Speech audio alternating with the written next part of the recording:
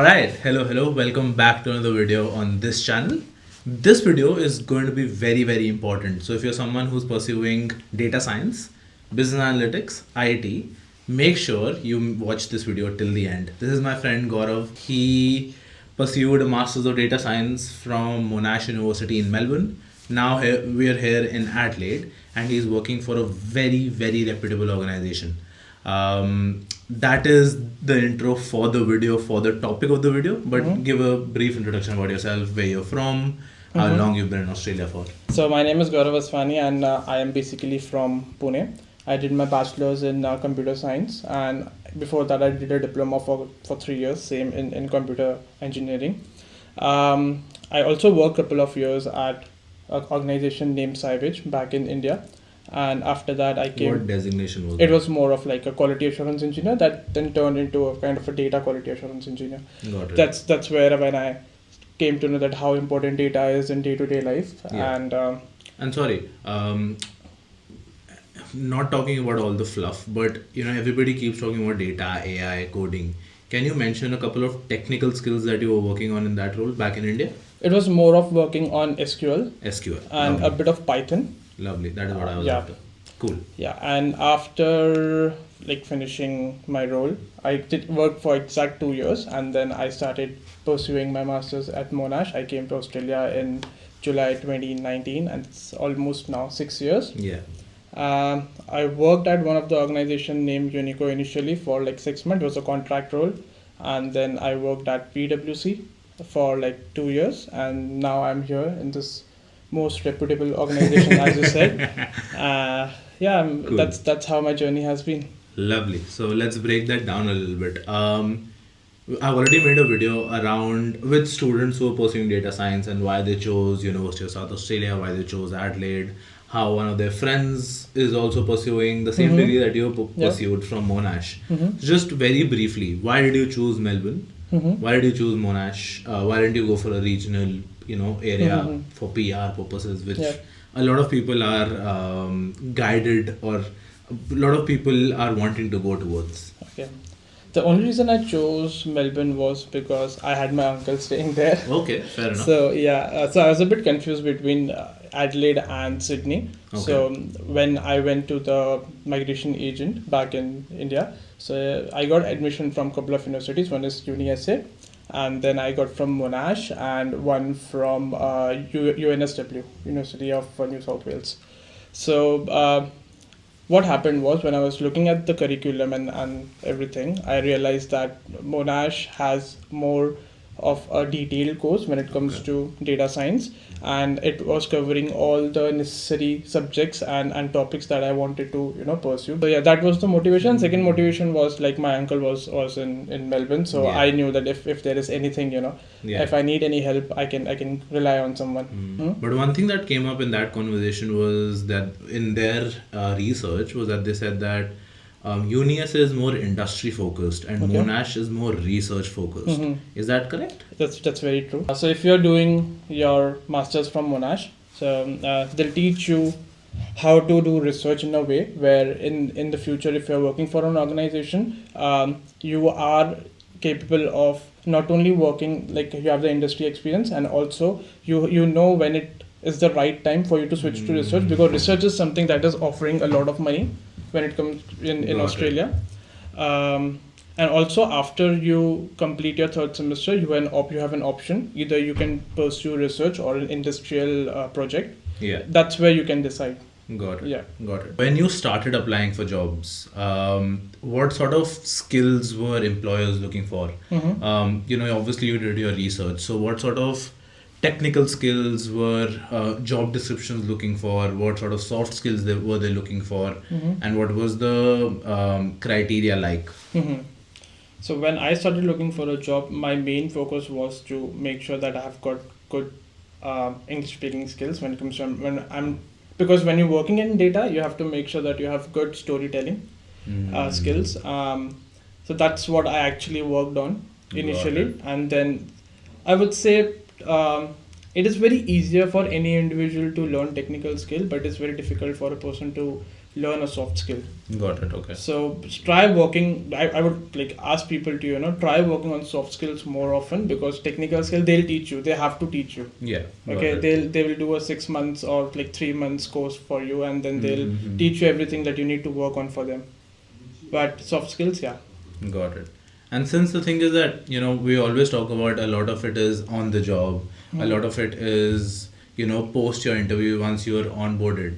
But right now, I feel that a lot of people, what they're struggling with is to actually get that interview. So, did you have any particular projects, any particular certifications, any particular affiliations with, an organization such as Australian Computer Society, something that got you those sort of interviews or that got you into that light? Okay. So I'll tell you a short story. So what happened was, during COVID, as you know, everything was shut, and in Melbourne there were like 17 lockdowns or 19 lockdowns. Melbourne had it the worst. We had nothing to do at home. So what I basically did was I started working on certain projects. So I got to know that you can get free data from Kaggle, Kaggle.com. So CAG. No, Kaggle. Lovely. Yeah. Okay. Kaggle.com, and then you can just download the data and start working on it. Whatever you have learned in uni, just try implementing on any data. So I created like 3 projects. So one project was more of like a self project. As you know, like I'm very passionate about cricket. I created a kind of a prediction model, which basically predicted how much a batsman's gonna score based on like 3 to 4 conditions. So as you know, it's a very broad prospect, 100%, and then you have to consider so many things. Considering the data I had, I was able to create a small mini project for myself so that I can put that on LinkedIn. Got it. There's one dashboard which I created. What platform did you use for that? So I use Python. Python. Python and SQL. Python and SQL. Sorry, go on. And then and the second project which I worked on was that was basically a free internship that I did for one of the organization, and the internship was more of like creating a dashboard for people in Canada. So these are a couple of projects that I've worked on. And how did you get that internship? Sorry. So it was a free internship, and I just kept on applying online. And they initially mentioned that we won't be paying you, but there is a great learning curve. So I did a couple of internships. There was one more internship which I did, which was for Data Science Society, Australian Data Science Society. Got it. And that had like more of like 400 or 500 students. In the association itself. Yes. And they were working together, basically. And there were certain projects which were getting funded by Australian government or maybe Victorian government. And we were working on those projects. Cool. So those were a couple of internships, and then you mentioned that you put them on LinkedIn, right? Yes. So I basically created a portfolio. As you know, I had a kind of a background in coding as I worked in India. So I created a kind of resume, which was more of a dynamic resume where a person can click. I posted that on LinkedIn. Just go on LinkedIn, click. Sort of your own website. Yeah. It was more of a portfolio. Yeah. Got it. Yeah. So let's say now you have your resume done, your cover letter done, a portfolio that backs that you know how to do these sort of things. Yeah. What was your experience like to applying for full-time jobs? What was the acceptance rate like? Were you always so high on confidence? What was that experience like? It is tough, to be honest, because initially what happens when you're applying for a job in Australia first time, you don't know what to expect. And there are certain, what happens in job description, they say that we need 2 years of experience. Okay, for a fresher role we need 2 years of experience. A person should be good in XYZ language or maybe in skill.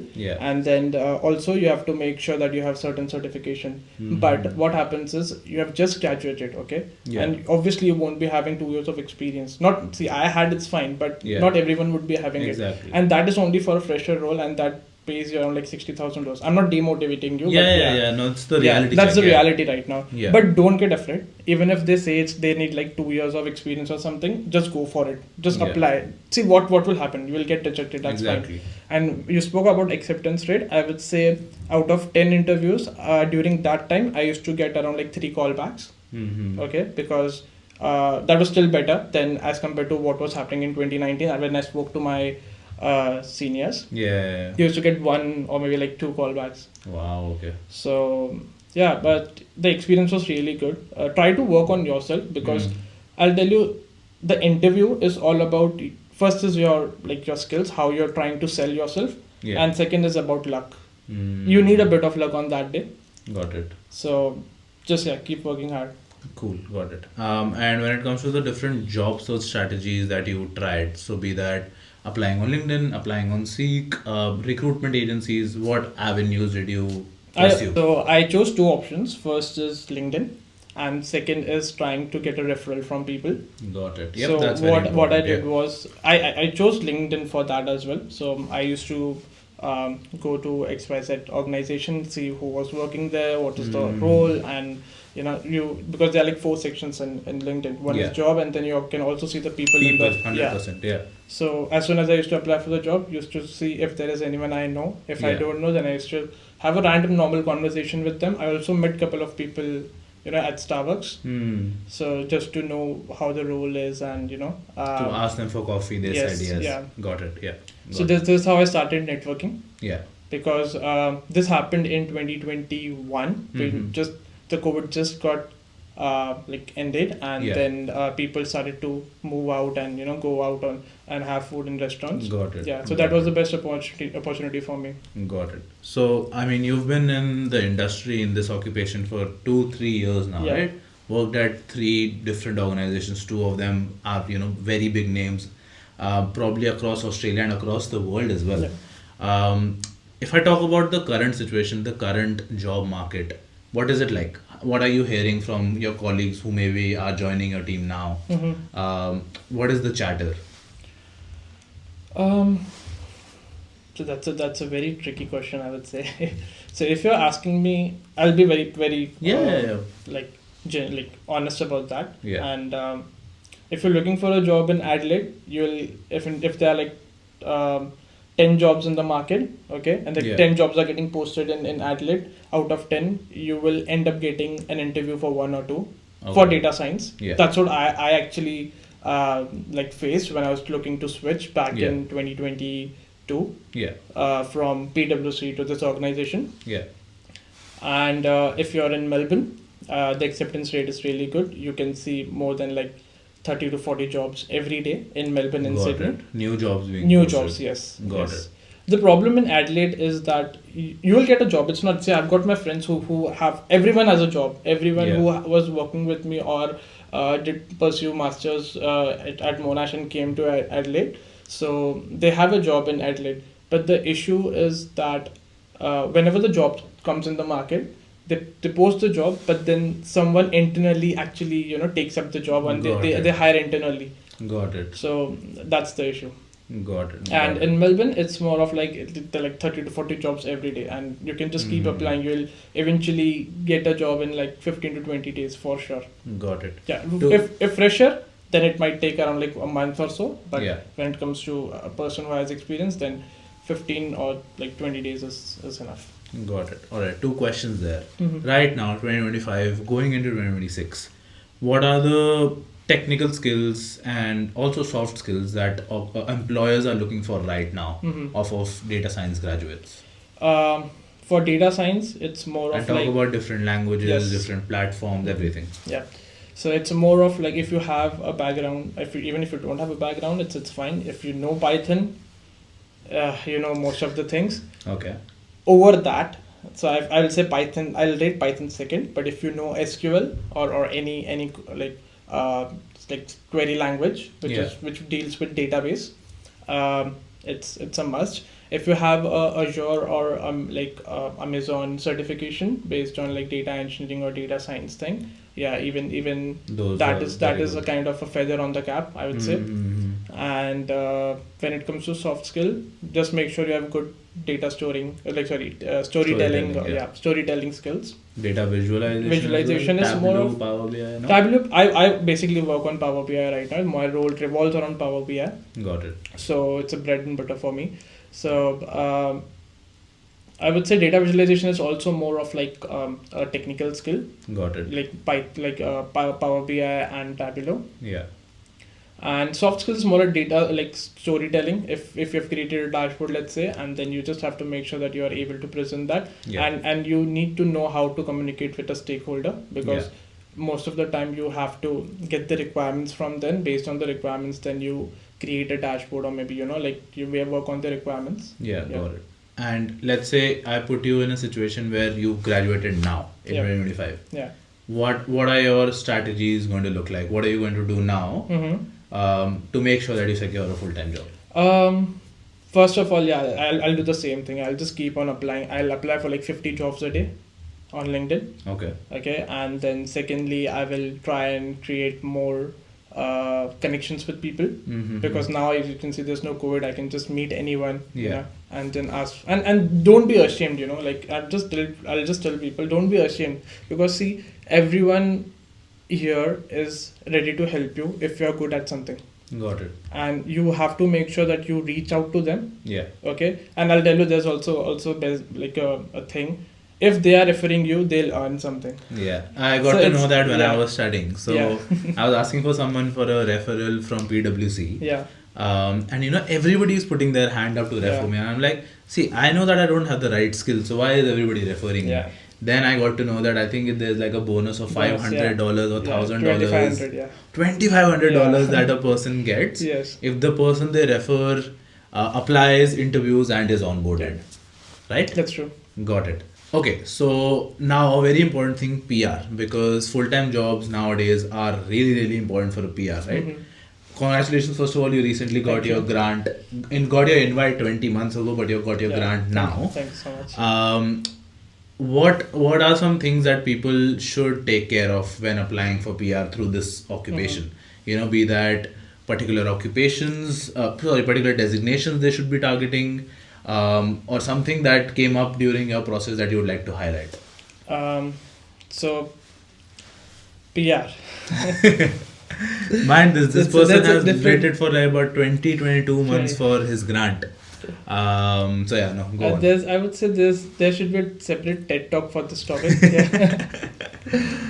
I would say PR is more of like everyone needs, eventually, because if you're coming to Australia, you will definitely look to get settled here for a long time purpose. The only thing I would like to highlight here is make sure if you are trying to pursue masters or bachelors in any of the course that you like in Australia, you are taking the right Cicero code. There's some ANZESCO code. No, ANZESCO code is different. That's for PR. Okay. But Cicero code is something if your like degree is affiliated by the right body. Yes. You have to make sure that particular thing is on point. You have to talk to your migration agents if you're applying through migration agent. And because one of my friend who did masters of data analytics from RMIT, her course was not in that particular list, Cicero list. So she did not end up getting an extension of 3 years, post-study extension of 3 years. Got it. So make sure that box is ticked, and also for PR, that really matters. Got it, yeah. So, and people, and I'll tell you, migration agent will ask, that take this university up, or, this university is in GO8, that doesn't really matter. I made that mistake. I have got people who are like, earning more than me, pursuing their masters from a very not renowned universities, not from basically GO8. So, and the main thing, if you're trying to get a PR, is make sure that you are starting the process as soon as you complete your studies. Got it. Because the entire process takes around like 2 years now, and there's no harm in starting early, to be honest. And if you are tend to pay $10,000, you will have to pay $10,000 in those 2 years, or any which way. So if you want to start, just start right away. Exactly. And also make sure that if you want PR, if you want it very easily, and if you don't want stress in your life, do it from either Adelaide or, I shouldn't say this, but Darwin. It's very difficult to live in Darwin because of certain aspects, but or even in Perth now, people living in Perth are getting invites more often. So but it's a long process. Just Yes. hang in there. Got it. All right, cool. Coming to the end of this video, I reached out to the students that made that video with me to see if they had any questions. So this section is just 2 to 3 minutes. I'll Okay. ask you questions. Let me know if you know the answer, if you don't know Sure. the answer. Okay, in terms of data science, what type of jobs are most sought after? Data analytics, BI, data scientist, data engineer, ML. To be honest, everything is same Okay. in data science. Obviously, you need different skill, not like skills, but you need different kind of technical skills. If you're doing AI, you need to obviously you have to know Python, okay, and then you also have to know a bit of LLM, which is large language modeling, okay, and then if you're doing BA, but to be honest, that comes under same umbrella. So when you're pursuing your masters in data science or maybe masters in AI, you'll learn everything. So it's up to you. Got it. Yeah. Got it. And sorry, a little bit off topic. A lot of people are nowadays reaching out, data science also and AI/ML as well. Are there a lot of similarities? Which one should people, Yep. what is for what? So if you're doing data science, Yeah. okay, you will end up learning about AI and ML eventually. Okay, got Because it. data science is a very big umbrella. Yeah. You will see AI, data visualization, machine learning, deep learning, these things. So once you are doing data science, you will get optional subjects which you can pursue, and then you can select any subject, and whatever makes you feel happy at the end of the day, just take that. That's a really great insight. Second question. What advice would you give regarding the Australian Computer Society? The skills assessment for data science, any common pitfalls that students should avoid for a successful positive skills assessment? So regarding the Australian Computer Society, so I did not do my skill assessment from them. Okay. I did it from a separate organization which I don't remember the name from, but I'll definitely let you know. Residency, yes. Thank you so much. Yes. It's been 20 long months. So yeah. So I did it in statistician. Okay. Yeah, statistician, and there's also one more, information next, which is also with aligning to what a data scientists do in day-to-day life. So just go for those that particular society, because it's much easier for you to get your acceptance, because I got my acceptance in like 17 days, whereas in ACS you'll have to wait for 3 months. A very important point there for everyone. Let's say even if you're pursuing architecture or any sort of a degree, any sort of an occupation, reach out to a migration agent, because it might be the case that you might be able to apply for 2 to 3 skills under the skills assessment branch, or also apply for PR via 2 to 3 different ANZESCO codes. Now I'm in marketing, I can't do much, but I know a friend who pursued her master's in architecture and had applied through a couple of ANZESCO codes. So that is something that you should reach out to for your education, for your education and migration agent. Alright, another question. Did you find that Australian employers value any particular technical skills here? Regarding this question, I would like to say that if you're looking for a job in data as a data analyst and business analyst, you have to make sure that SQL is the language that you have to know by hook or crook. You can skip Python here, because eventually you don't need Python skills here. Whereas when it comes to data scientist or maybe data engineer or AI engineer, machine learning engineer, Python and SQL are the must. Got it. So yeah. So it differs to different occupations and industries. Got it. Alright. I think that is it for the video. I have heard a lot of terms that I have no clue about. I am a marketer who basically focuses on storytelling, communication, and getting the information out. So I hope I did a good enough job. But thank you for your time. If you have any other questions, any other queries, we're in those sort of shoes where we can't compare universities for you. Where we can't compare which university is better. But I hope this video was able to give you a perspective of what city provides what. We talked a lot about Adelaide, we talked a lot about Melbourne, a little bit about Perth and Darwin and Sydney as well. So I hope that gives you a good insight. If you haven't watched the previous video where I've actually interviewed current data science students to see how their degree is going and what are they focused on, watch that here. But if you have any other questions, put it down in the comments below. Gaurav is still here in Adelaide till the 20th of June. After that, he is moving to Melbourne. Again, yes. a big congratulations Thanks for that. so much, yeah. But we can always jump on a video call and shoot part 2 if needed. So if you have anything, reach out. But yeah, I'll see you in the next one. Thank you.